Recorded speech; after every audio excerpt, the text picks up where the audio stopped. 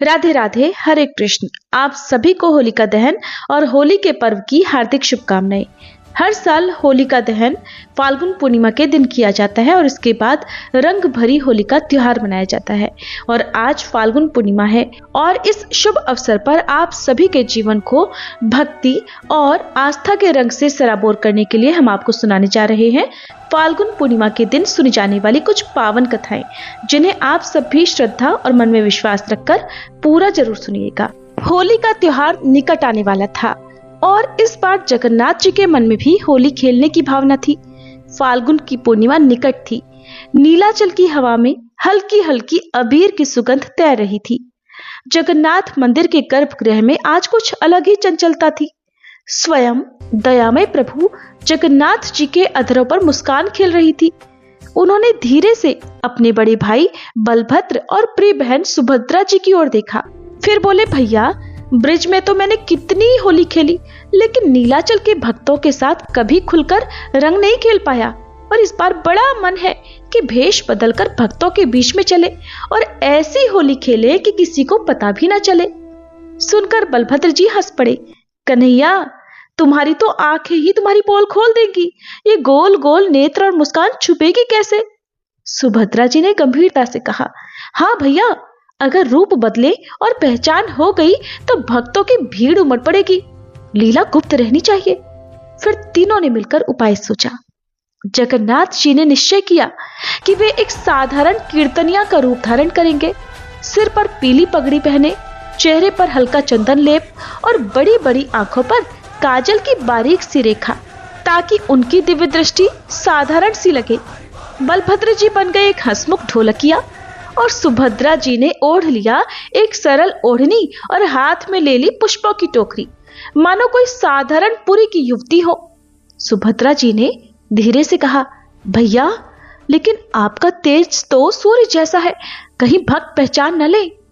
तब जगन्नाथ जी ने अपनी योग माया से एक हल्का आभा मंडल कम कर लिया। बलभद्र जी ने भी अपने श्वेत तेज को ढोल की ताल में छुपा दिया। फिर तीनों ने मन ही मन प्रण किया, जब तक होली पूरी ना हो कोई दिव्य चमत्कार हम नहीं दिखाएंगे। मंदिर के बाहर कीर्तन चल रहा था। आओ रे आओ रंग बरसाने, नीलाचल में फाग मचाने, आओ रे आओ रंग बरसाने। अचानक वही तीनों अजनबी उस कीर्तन मंडली में शामिल भी हो गए और जगन्नाथ जी ने मधुर स्वर में गाना शुरू कर दिया। उनकी आवाज में ऐसा माधुर्य था कि सब झूम उठे।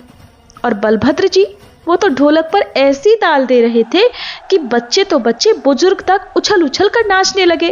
और सुभद्रा जी भला कहां पीछे रहने वाली थी। वो भी तो मुस्कुराते हुए अपनी फूलों की टोकरी में लाया हुआ अबीर गुलाल छुप छुप कर सभी पर उड़ेल रही थी। बीच बीच में पुष्प बरसा रही थी तो कभी कभी अबीर गुलाल उड़ा देती। उन्हें देखकर एक वृद्ध पंडित जी बोले, अरे भाई, तुम्हारी आंखें तो बड़ी अद्भुत है, कहीं तुम। जगन्नाथ जी तुरंत हंसकर बोले, पंडित जी, होली में तो सबकी आंखें बड़ी हो जाती हैं, रंग जो पड़ जाता है। उनकी बात सुनकर सब हंस पड़े और तीनों ने राहत की सांस ली। पोल पट्टी खुलने से बच गई आज तो। उधर एक बालक ने बलभद्र जी को पकड़ लिया और बोला, भैया, तुम तो इतने छोटे से हो और ढोल ऐसे बजाते हो मानो शेषनाग हो। बलभद्र जी मुस्कुराए, बोले, अरे बेटा, आज तो बस फागुन की ताकत है। इतने में एक गरीब कन्या जो किनारे पर खड़ी थी उदास थी, उसके पास रंग नहीं था। उसे देखकर सुभद्रा जी का हृदय द्रवित हो उठा। फिर उन्हें याद आया, अरे, गलती से भी आज कोई चमत्कार नहीं करना है, नहीं तो हम होली खेलने से वंचित रह जाएंगे, हमारी सारी पोल पट्टी खुल जाएगी। तब जगन्नाथ जी ने धीरे से ढोल की ताल बदलवाई। ताल इतनी तेज हुई कि ऊपर रखी गुलाल की पोटली अपने आप हिल गई और खुल गई और हल्की हवा के संग बालिका पर भी गुलाल गिर पड़ा। किसी को कुछ भी समझ नहीं आया और वह नन्ही कन्या कहने लगी, मुझे तो लगता है मानो खुद जगन्नाथ जी ने मुझे रंग दिया हो। तीनों ने यह सुनकर चुपचाप एक दूसरे की ओर देखा और छुप छुप कर मुस्कुरा दिए। इसके बाद जगन्नाथ जी ने गाना छेड़ा, रंग में रंग दोरी सखी, मन का मैल भी धोरी सखी, होली है प्रेम की प्यारी, द्वेष जलाओ होली में सारी। बलभद्र जी बीच बीच में शरारत करने लगते, किसी के सिर पर हल्का रंग, किसी की पीठ पर चुटकी भर अबीर और किसी किसी के चेहरे पर तो इतना गुलाल लगा देते कि चेहरा ही पहचानने में नहीं आता। फिर सुभद्रा जी सबको जोड़ती, लड़ो मत, हंसो मत, आज तो सब अपने हैं। फिर संध्या होने लगी। तीनों धीरे धीरे भीड़ से हटकर मंदिर की ओर वापस लौटे। जैसे ही उन्होंने गर्भगृह में प्रवेश किया, उनके साधारण वस्त्र स्वयं ही दिव्य रूप में बदल गए। अगली सुबह जब पट खुले तो भक्तों ने देखा, आज तो प्रभु के चरणों में वही रंग लगा हुआ है जो कल उस अजनबी कीर्तन मंडली के वस्त्रों पर था। किसी को कुछ भी समझ नहीं आ रहा था, लेकिन उस भीड़ में एक भक्त था, वृद्ध था, जिसके मुंह पर बलभद्र जी ने इतना रंग लगाया कि उसका चेहरा तक पहचाने में नहीं आ रहा था। ये सब देखकर उस वृद्ध भक्त की आंखों से आंसू बह निकले। तो क्या कल हमारे बीच स्वयं प्रभु थे? उसे कुछ भी समझ तो नहीं आया, लेकिन थोड़ा थोड़ा एहसास जरूर हो गया था। फिर वे तीनों एक दूसरे की ओर देखकर हंस पड़े। बलभद्र जी बोले, कन्हैया, आज तो पोल खुलते खुलते बची है। जगन्नाथ जी धीरे से मुस्कुराए, भैया, पोल खुल भी जाती तो क्या होता, प्रेम छुपता कहाँ है। पर भक्तों का आनंद तो तब बहुत अधिक होता है जब वो हमें ढूंढते हैं और हम उनके ही बीच में कहीं छुपे होते हैं। सुभद्रा जी ने भी कोमल स्वर में कहा, आज जिनके मन में जरा भी संदेह उठा होगा, वे जीवन भर आज की खेली गई उस होली को जीवन भर याद रखेंगे, उस क्षण को याद रखेंगे। यही हमारी लीला है, प्रकट भी अप्रकट भी। तभी मंदिर में जय जगन्नाथ के जयकारे गूंजने लगे। आप सब भी प्रेम से बोलिए, जय जगन्नाथ। हो सकता है इस बार भगवान हम सबके बीच में ही होली खेल रहे हो, छुपते छुपते। आप भी उन्हें पहचानने में देर मत कीजिएगा। आइए अब हम सुनते हैं भक्त प्रहलाद और नरसिंह भगवान जी की दिव्य कथा। प्राचीन कथा के अनुसार महर्षि कश्यप की पत्नी दक्ष पुत्री दिति के गर्भ से 2 महान पराक्रमी बालकों का जन्म हुआ। इनमें से बड़े का नाम हिरण्यकशिपु और छोटे का नाम हिरण्याक्ष था। दोनों भाइयों में बड़ा प्रेम था। दोनों ही महाबलशाली, अमित पराक्रमी और आत्मबल संपन्न थे। दोनों भाइयों ने युद्ध में देवताओं को पराजित करके स्वर्गलोक पर अपना अधिकार कर लिया।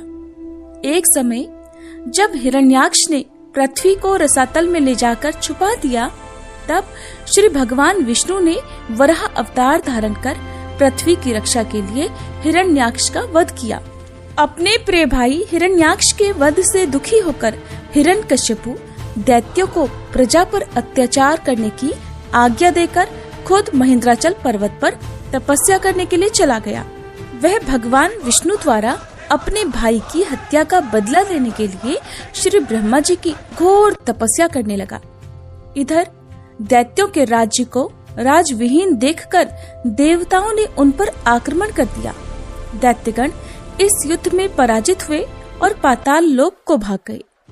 देवराज इंद्र ने हिरण्यकशिपु के महल में प्रवेश करके उसकी पत्नी कयाधु को बंदी बना लिया। उस समय कयाधु गर्भवती थी, इसलिए इंद्र उसे साथ लेकर अमरावती की ओर जाने लगे। तब देवर्षि नारद ने पूछा, हे देवराज, आप कयाधु को कहाँ लेकर जा रहे हैं? देवराज ने कहा, देवर्षि, इसके गर्भ में हिरण्यकशिपु का अंश है, मैं उसे मारकर इसे छोड़ दूंगा। ये सुनकर नारद जी कहने लगे, देवराज, इसके गर्भ में तो बहुत बड़ा भगवत भक्त है, जिसे मारना तुम्हारी शक्ति के बाहर है, इसलिए इसे छोड़ दो। फिर नारद जी के कथन का मान रखते हुए देवराज इंद्र ने कयाधु को छोड़ दिया और अमरावतीपुरी चले गए। नारद जी कयाधु को अपने आश्रम पर ले आए और फिर उससे बोले, बेटी, जब तक तुम्हारा पति अपनी तपस्या पूरी करके नहीं आ जाता, तब तक तुम यहाँ आराम से रहो। कयाधु उस पवित्र आश्रम में नारद जी के सुंदर प्रवचनों का लाभ लेती हुई आनंद से रहने लगी, जिसका गर्भ में पल रहे शिशु पर भी गहरा प्रभाव पड़ा। समय होने पर कयाधु ने एक पुत्र को जन्म दिया, जिसका नाम प्रहलाद रखा गया। इधर हिरण्यकशिपु की तपस्या पूरी हुई और वह ब्रह्मा जी से मनचाहा वरदान लेकर वापस अपनी राजधानी चला आया। जब प्रहलाद कुछ बड़े हुए, तब हिरण्यकशिपु ने उनकी शिक्षा की व्यवस्था की। प्रहलाद गुरु के सानिध्य में रहकर शिक्षा ग्रहण करने लगे। एक दिन हिरण्यकशिपु अपने मंत्रियों के साथ सभा में बैठा हुआ था। उसी समय प्रहलाद अपने गुरु के साथ वहां गए।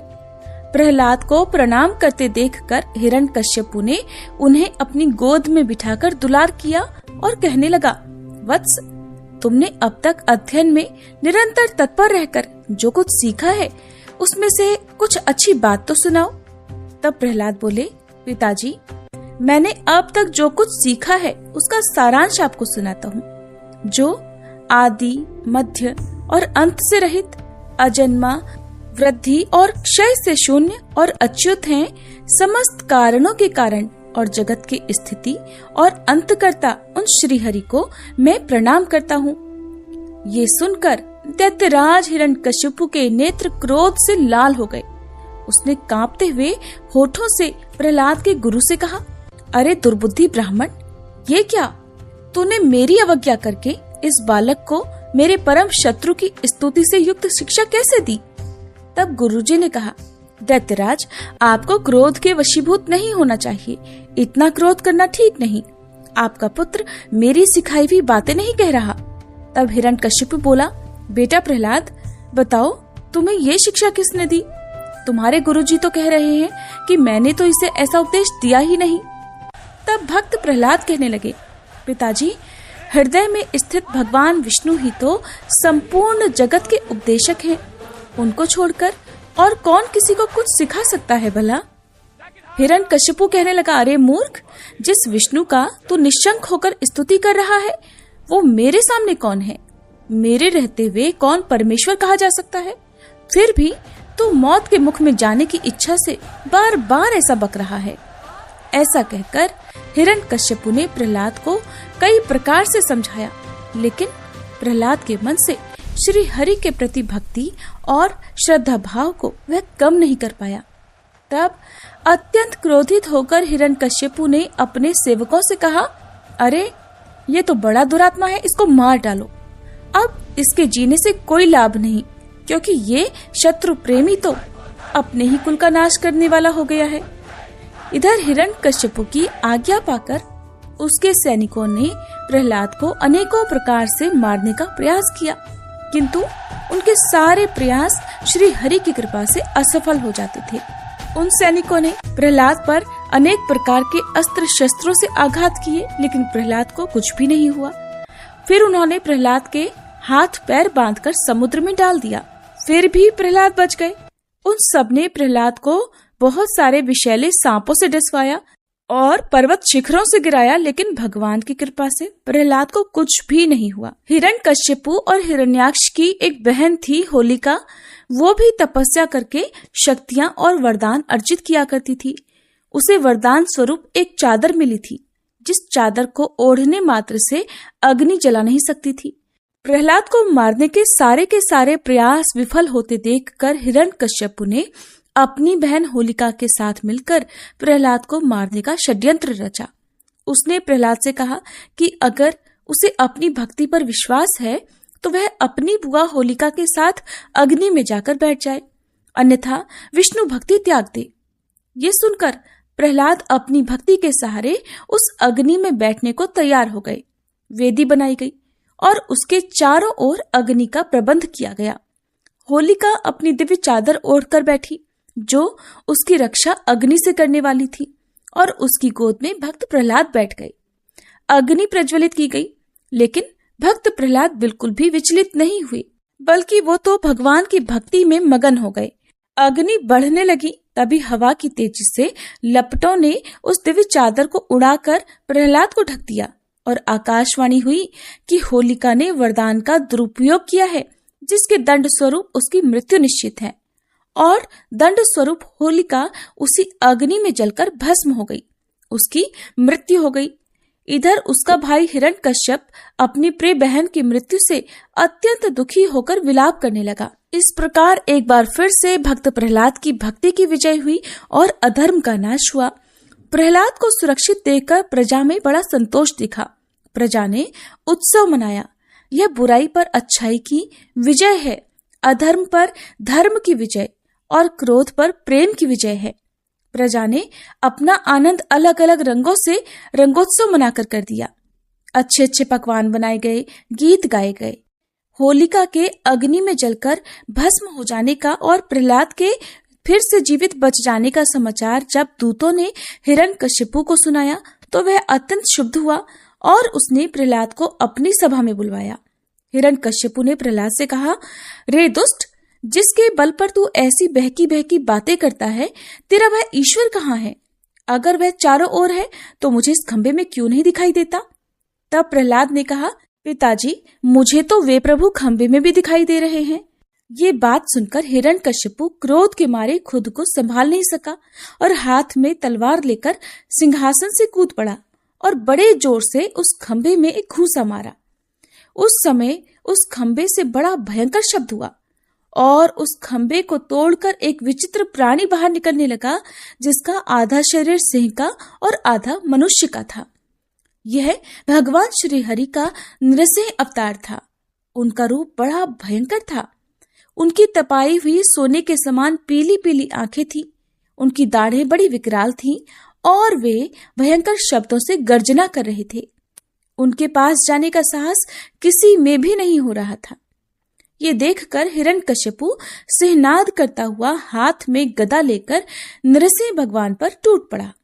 तब भगवान भी हिरण्यकशिपु के साथ कुछ देर तक युद्ध लीला करते रहे और अंत में उसे झपटकर दबोच लिया और उसे सभा के दरवाजे पर ले जाकर अपनी जांघों पर गिरा लिया और खेल ही खेल में अपनी नखों से उसके कलेजे को फाड़कर उसे पृथ्वी पर पटक दिया।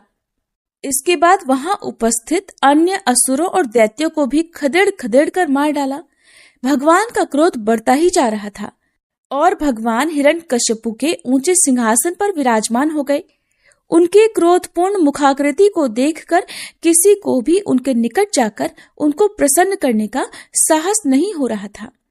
हिरण्यकशिपु की मृत्यु का समाचार सुनकर उस सभा में ब्रह्मा, इंद्र, शंकर, सभी देवगण, ऋषि मुनि, सिद्ध, नाग, गंधर्व आदि पहुंचे और थोड़ी दूरी पर स्थित होकर सभी ने भगवान की अलग अलग स्तुति की, लेकिन भगवान नृसिंह का क्रोध शांत ही नहीं हुआ। तब देवताओं ने माता लक्ष्मी को उनके निकट भेजा, लेकिन भगवान के उग्र रूप को देखकर वे भी भयभीत हो गई। तब ब्रह्मा जी ने प्रहलाद से कहा, बेटा, तुम्हारे पिता पर ही तो भगवान क्रोधित हुए थे, तुम पर नहीं। अब तुम ही जाओ और भगवान का क्रोध शांत करो। तब प्रहलाद भगवान के समीप जाकर हाथ जोड़कर साष्टांग भूमि पर लौट गए। बालक प्रहलाद को अपने चरणों में पड़ा देखकर भगवान दयालु हो गए और क्रोध त्याग कर उन्हें उठाकर गोद में बिठा लिया। फिर प्रेम पूर्वक बोले, वत्स प्रहलाद, तुम्हारे जैसे एकांत प्रेमी भक्त को यद्यपि किसी वस्तु की अभिलाषा नहीं रहती, फिर भी तुम केवल एक मनवंतर तक मेरी प्रसन्नता के लिए इस लोक में दैत्याधिपति के समस्त भोग स्वीकार कर लो। भोग के द्वारा पुण्य कर्मों के फल और निष्काम पुण्य कर्मों के द्वारा पाप का नाश करते हुए समय पर शरीर का त्याग करके समस्त बंधनों से मुक्त होकर तुम मेरे पास आ जाओगे। देवलोक में भी लोग तुम्हारी विशुद्ध कीर्ति का गान करेंगे। ऐसा कहकर भगवान नृसिंह वहीं अंतर्ध्यान हो गए। इस प्रकार नरसिंह भगवान और भक्त प्रहलाद जी की कथा यहीं पर समाप्त होती है। अब सुनिए पूर्णिमा के दिन सुनी जाने वाली यशोदा मैया और भगवान श्री कृष्ण के संवाद की कथा। द्वापर युग में एक समय की बात है। यशोदा जी ने श्री कृष्ण से कहा, हे कृष्ण, तुम सारे संसार के उत्पन्न करता, पालन करता और उसके संहार करता हो। आज कोई ऐसा व्रत मुझसे कहो जिसके करने से मृत्युलोक में स्त्रियों को विधवा होने का भय न रहे और ये व्रत सभी मनुष्यों की मनोकामनाएं भी पूर्ण करने वाला हो। तब श्री कृष्ण कहने लगे, हे माता, आपने अति सुंदर प्रश्न किया है। मैं आपसे ऐसे ही व्रत को विस्तार पूर्वक कहता हूँ। सौभाग्य की प्राप्ति के लिए स्त्रियों को 32 पूर्णमासियों का व्रत करना चाहिए। इस व्रत के करने से स्त्रियों को सौभाग्य संपत्ति मिलती है। ये व्रत अचल सौभाग्य देने वाला और भगवान शिव के प्रति मनुष्य मात्र की भक्ति को बढ़ाने वाला है। तब यशोदा जी कहने लगी, हे कृष्ण, सबसे पहले इस व्रत को मृत्युलोक में किसने किया था, इसके विषय में भी मुझे विस्तार पूर्वक बताओ। तब श्री कृष्ण कहने लगे कि माते, इस भूमंडल पर एक अत्यंत प्रसिद्ध राजा चंद्रहास से पालित अनेक प्रकार के रत्नों से परिपूर्ण कातिका नाम की एक नगरी थी। वहां पर धनेश्वर नाम का एक ब्राह्मण था और उसकी पत्नी अति सुशीला रूपवती थी। दोनों ही उस नगरी में बड़े प्रेम से रहते थे। घर में धन धान्य आदि की कोई कमी नहीं थी, लेकिन उन्हें एक बड़ा दुख था कि उनकी कोई संतान नहीं थी। इस दुख से वह अत्यंत दुखी रहा करते थे। एक समय एक बड़ा तपस्वी योगी उस नगरी में आया। वह योगी उस ब्राह्मण के घर को छोड़कर अन्य सभी घरों से भिक्षा लाकर भोजन किया करता था। एक दिन वह योगी रूपवती से भिक्षा न लेकर किसी दूसरे घर से भिक्षा लेकर गंगा किनारे जाकर भिक्षा में मिले अन्न को प्रेम पूर्वक खा रहा था कि धनेश्वर ने योगी का ये सब कार्य किसी प्रकार से देख लिया। अपनी भिक्षा के अनादर से दुखी होकर धनेश्वर योगी से बोला, महात्मन, आप सभी घरों से भिक्षा लेते हैं किंतु मेरे घर की भिक्षा कभी नहीं लेते, इसका क्या कारण है? तब योगी ने कहा कि निसंतान के घर की भीख पतितों के अन्न के समान होती है और जो पतितों का अन्न खाता है वो भी पतित हो जाता है। क्योंकि तुम निसंतान हो इसलिए पतित हो जाने के भय से मैं तुम्हारे घर की भिक्षा नहीं लेता।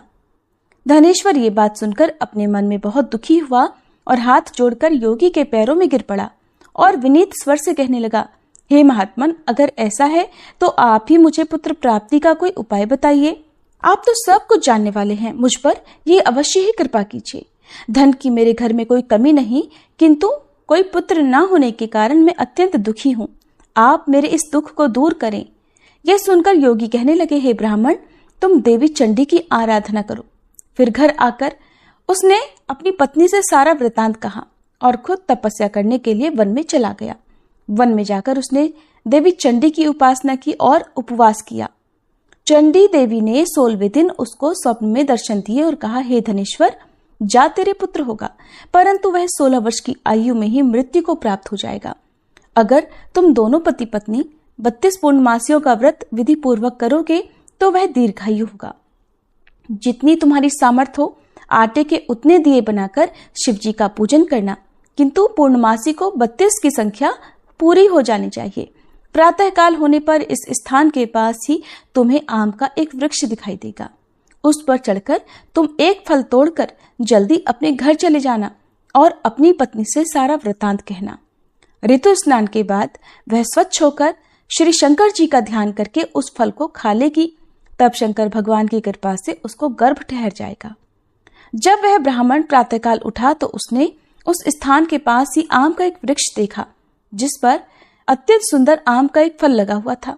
ब्राह्मण ने उस आम के वृक्ष पर चढ़कर फल को तोड़ने का प्रयास किया, किंतु वृक्ष पर कई बार प्रयास करने पर भी वह नहीं चढ़ पाया। अब तो ब्राह्मण को बड़ी चिंता हुई। तब वह विघ्न विनाशक श्री गणेश जी की वंदना करने लगा कि हे दयानिधे, अपने भक्तों के विघ्नों का नाश करके उनके मंगल कार्य को करने वाले, दुष्टों का नाश करने वाले, रिद्धि सिद्धि के देने वाले, आप मुझ पर कृपा करें। प्रभु, मुझे इतना बल दें कि मैं अपने मनोरथ को पूर्ण कर सकूं। इस प्रकार सच्चे मन से गणेश भगवान की प्रार्थना करने पर वह भगवान की कृपा से वृक्ष पर चढ़ गया। वृक्ष पर से फल तोड़कर उसने घर आकर अपनी पत्नी को वह फल लाकर दे दिया और उसकी पत्नी ने अपने पति के कहे अनुसार उस फल को खा लिया और वह गर्भवती हो गई।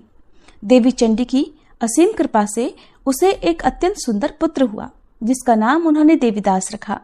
माता पिता के हर्ष और शोक के साथ वह बालक शुक्ल पक्ष के चंद्रमा की तरह अपने पिता के घर में बढ़ने लगा। देवी की कृपा से वह बालक बहुत ही सुंदर, सुशील और विद्या में बहुत निपुण हो गया। देवी की आज्ञा अनुसार उसकी माता ने 32 पूर्णमासी का व्रत रखना आरंभ कर दिया जिससे उसका पुत्र बड़ी आयु वाला हो जाए। 16वां वर्ष लगते लगते देवीदास के माता पिता को बड़ी चिंता हो गई कि कहीं उनके पुत्र की इस वर्ष मृत्यु न हो जाए। इसलिए उन्होंने अपने मन में विचार किया कि अगर ये दुर्घटना उनके सामने हो गई तो वे कैसे सहन कर सकेंगे। इसलिए उन्होंने देवीदास के मामा को बुलाया और कहा, हमारी इच्छा है कि देवीदास 1 वर्ष तक काशी में जाकर विद्या अध्ययन करे और उसको तुम अकेला कभी नहीं छोड़ना।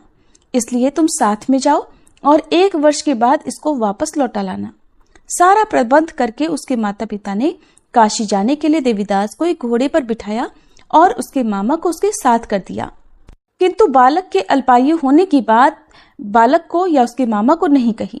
धनेश्वर ने अपनी पत्नी के साथ मिलकर अपने पुत्र की मंगल कामना और दीर्घायु के लिए देवी भगवती की आराधना और पूर्णमासियों का व्रत आरंभ कर दिया।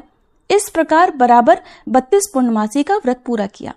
कुछ समय बीतने के बाद एक दिन वह दोनों मामा और भांजे रास्ते में रात बिताने के लिए किसी ग्राम में ठहरे हुए थे। उस दिन उस गांव में एक ब्राह्मण की अत्यंत सुंदरी, सुशीला, विदुषी और गुणवती कन्या का विवाह होने वाला था।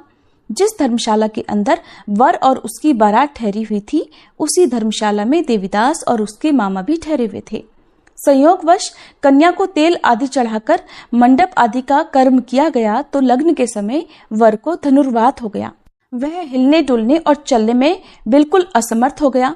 तब वर के पिता ने अपने परिवारजनों से परामर्श करके निश्चय किया कि ये देवीदास मेरे पुत्र जैसा ही सुंदर है, मैं इसके साथ ही लगन करा दूं और बाद में विवाह के सभी कार्य मेरे पुत्र के साथ हो जाएंगे। ऐसा सोचकर देवीदास के मामा से जाकर वह बोला कि तुम थोड़ी देर के लिए अपने भांजे को हमें दे दो, जिससे विवाह के लग्न का सारा कार्य सुचारू रूप से हो सके। तब उसका मामा कहने लगा कि जो कुछ भी मधुपर्क आदि कन्यादान के समय वर को मिले वो सब हमें दे दिया जाए तो मेरा भांजा इस बारात का दुल्हा बन जाएगा। ये बात वर के पिता ने स्वीकार कर ली और तब मामा ने अपना भांजा वर बनने को भेज दिया और उसके साथ विवाह के सभी कार्य रात में विधि पूर्वक संपन्न हो गए। पत्नी के साथ वह भोजन नहीं कर सका। दुखी मन से वह सोचने लगा कि न जाने ये कैसी स्त्री होगी। वह एकांत में इसी सोच में पड़ा हुआ था कि उसकी आंखों में आंसू भी आ गए। तब उसकी पत्नी ने पूछा कि क्या बात है, आप इतने उदासीन और दुखी क्यों हो रहे हैं। तब उसने वो सारी बातें जो वर के पिता और उसके मामा में हुई थी वधू को बता दी। तब वह वधू कहने लगी कि यह ब्रह्म विवाह के विपरीत कैसे हो सकता है। देव, ब्राह्मण और अग्नि के सामने मैंने आपको ही अपना पति बनाया है, इसलिए आप ही मेरे पति हैं। मैं आपकी ही पत्नी रहूंगी, किसी अन्य की बिल्कुल नहीं। तब देवीदास ने कहा कि ऐसा मत करो, क्योंकि मेरी आयु बहुत थोड़ी है। मेरे मरने के बाद तुम्हारी क्या गति होगी, इस बात को अच्छी तरह सोच लो। परंतु वह वधू दृढ़ विचार वाली थी। बोली कि जो आपकी गति होगी वही मेरी भी होगी। हे स्वामी, आप उठिए और भोजन कीजिए, आप निश्चय ही भूखे होंगे। तब देवीदास और उसकी पत्नी ने मिलकर भोजन किया और रात में वे सो गए। प्रातःकाल देवीदास ने अपनी पत्नी को 3 नगों से जड़ी हुई एक अंगूठी और एक रुमाल दिया और बोला, प्रिय, इसे संकेत समझकर रखो और शांत हो जाओ। मेरा स्मरण और जीवन जानने के लिए एक पुष्प वाटिका बना लो, उसमें सुगंधी वाली एक नव मल्लिका लगा लो। उसको हर दिन जल से सींचना और आनंद के साथ खेल कूदना और उत्सव मनाना। जिस समय और जिस दिन मेरी मृत्यु का होगा ये फूल सूख जाएंगे और जब ये फिर से हरे भरे हो जाएं तो समझ लेना कि मैं जीवित हूँ। ये बात निश्चय करके समझ लेना और इसमें कोई संशय मत करना। ऐसा समझा बुझाकर वह चला गया। प्रातःकाल होते ही वहां पर गाजे बाजे बजने लगे। जिस समय विवाह के कार्य समाप्त करने के लिए वर तथा सब बाराती मंडप में आए तो कन्या ने वर को भली प्रकार से देखकर अपने पिता से कहा कि ये मेरा पति नहीं है। मेरा पति वही है जिसके साथ रात में मेरा विवाह हुआ था। इसके साथ तो मेरा विवाह ही नहीं हुआ। अगर ये वही है तो बताए कि मैंने इसको क्या दिया था और रात में हमारे बीच में क्या गुप्त बातें हुई थी, वो सब बताई। पिता ने उसके कहे अनुसार वर को बुलवाया। कन्या की सारी बातें सुनकर वह कहने लगा कि मैं कुछ नहीं जानता। इसके बाद वह लज्जित होकर अपना समूह लेकर चला गया और सारी बारात भी अपमानित होकर वहां से लौट गई। भगवान श्री कृष्ण आगे बोले, हे माते, इस प्रकार देवीदास काशी विद्या पढ़ने के लिए चला गया। जब कुछ समय बीत गया तो काल से प्रेरित होकर एक सांप रात के समय उसको डसने के लिए वहां पर आया। उस विषधर के प्रभाव से उसके बिस्तर के चारों ओर से विष की ज्वाला से वह बिस्तर विषैला हो गया, परंतु व्रतराज के प्रभाव से उसको वह सांप काट नहीं पाया, क्योंकि पहले ही उसकी मां ने 32 पूर्णमासी का व्रत कर रखा था। इसके बाद मध्याह्न के समय स्वयं काल वहां पर आया और उसके शरीर से उसके प्राणों को निकालने का प्रयास करने लगा, जिससे वह मूर्छित होकर धरती पर गिर पड़ा। भगवान की कृपा से उसी समय देवी पार्वती जी के साथ श्री शंकर जी वहां पर आ गए। उसको मूर्छित दशा में देखकर देवी पार्वती ने भगवान से प्रार्थना की, हे प्रभु, इस बालक की माता ने पहले 32 पूर्णमासी का व्रत किया था, जिसके प्रभाव से हे भगवान अब आप इसको प्राणदान दे दीजिए। देवी के कहने पर भक्त वत्सल भगवान ने उस बालक को प्राणदान दे दिया। इस व्रत के प्रभाव से काल को भी पीछे हटना पड़ा और देवीदास स्वस्थ होकर बैठ गया। उधर उसकी पत्नी उसके काल की प्रतीक्षा किया करती थी। एक दिन उसने देखा कि उस पुष्प वाटिका में पत्र पुष्प कुछ भी नहीं रहे, सब कुछ सूख कर नष्ट हो गए हैं। तो उसे बड़ा आश्चर्य हुआ, किंतु कुछ ही क्षण में वह सब वाटिका पहले की तरह हरी भरी हो गई। तब वह समझ गई कि उसके पति पुनर्जीवित हो गए हैं। ये देखकर वह बहुत प्रसन्न होकर अपने पिता से कहने लगी, पिताजी, मेरे पति जीवित हैं, आप उनको ढूंढिए। जब 16वां वर्ष बीत गया तो देवीदास भी अपने मामा के साथ काशी से वापस अपने घर के लिए चल पड़ा। इधर उसके ससुर उसको ढूंढने के लिए घर से जाने ही वाले थे कि वह दोनों मामा भांजा वहीं पर आ गए। उसको आया देखकर उसका ससुर बड़ी प्रसन्नता के साथ उसे अपने घर में ले गया। उस समय नगर के निवासी भी वहां इकट्ठा हो गए और फिर सब ने निश्चय किया कि अवश्य ही इस बालक के साथ इसी कन्या का विवाह हुआ था। उस बालक को जब कन्या ने देखा तो पहचान लिया और कहा कि ये तो वही है जो संकेत करके गए थे। फिर सब कहने लगे कि भला हुआ जो ये आ गया, और तब सब नगरवासियों ने खूब आनंद मनाया। कुछ दिन के बाद देवीदास अपनी पत्नी और अपने मामा के साथ अपने ससुर के घर से बहुत सारा उपहार लेकर अपने घर की ओर चल पड़ा। जब वह अपने नगर के निकट गया तो कई लोगों ने उसे देखकर उसके माता पिता को पहले ही जाकर सूचना दे दी कि तुम्हारा पुत्र देवीदास अपनी पत्नी और मामा के साथ आ रहा है।